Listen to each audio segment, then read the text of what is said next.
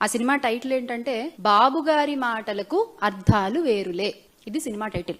అంటే ఎన్నికల ముందేమో బాబు వస్తే జాబ్ వస్తుంది, ఇంటింటికి ఒక ఉద్యోగం వస్తుందని అని చెప్తారు.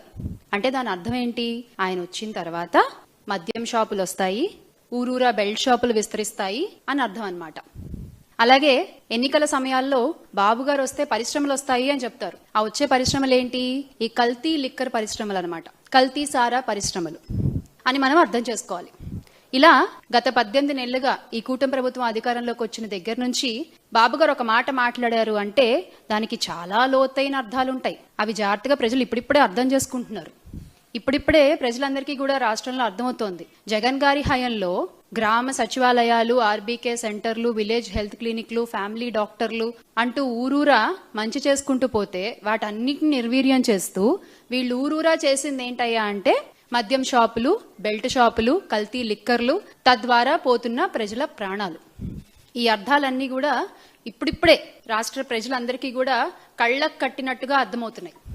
అంటే ఈ మద్యం మాఫియాతో ఒక అనాగరిక అరాచక పాలన కొనసాగుతోంది ఈ రోజున ఆంధ్ర రాష్ట్రంలో. మీరు ఎనీ టైం మీరు వెళ్ళండి, మీకు మద్యం దొరుకుతుంది. ఒక ఆప్షన్ కూడా కాదు, 100 ఆప్షన్లు ఉంటాయి మీకు. చక్కగా మీరు చూస్ చేసుకోవచ్చు. మీరు ఆ మద్యాన్ని తాగొచ్చు, ఆ కల్తీ మద్యాన్ని.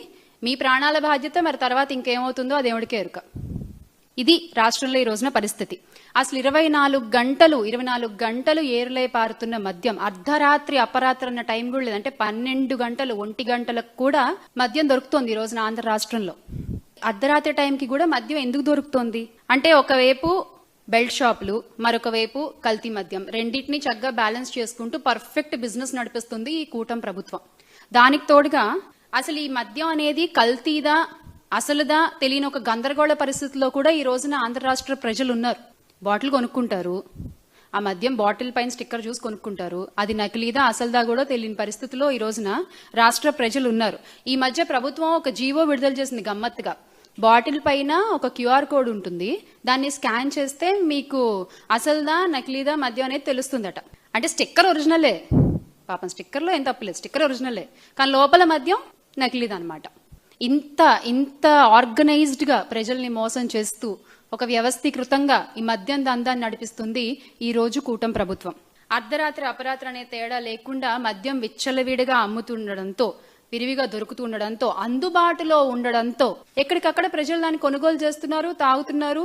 రోడ్ల మీదకి వచ్చేసి వాళ్ళకి ఇష్టం వచ్చినట్టుగా ప్రవర్తిస్తున్నారు. అంటే ఇంతకు ముందు వాళ్ళ నాయకుడు కూడా, మన గౌరవ ఉప ముఖ్యమంత్రి గారు పీపీపీ గారు కూడా చెప్పారు కదా, మీరు తీయండి బైక్ సైలెన్సర్లు తీయండి, మీరు వెచ్చలవిడిగా పేట రేగిపోండి, ఏమవుతుందో నేను చూసుకుంటానని చెప్పి. సో ఒక ధైర్యం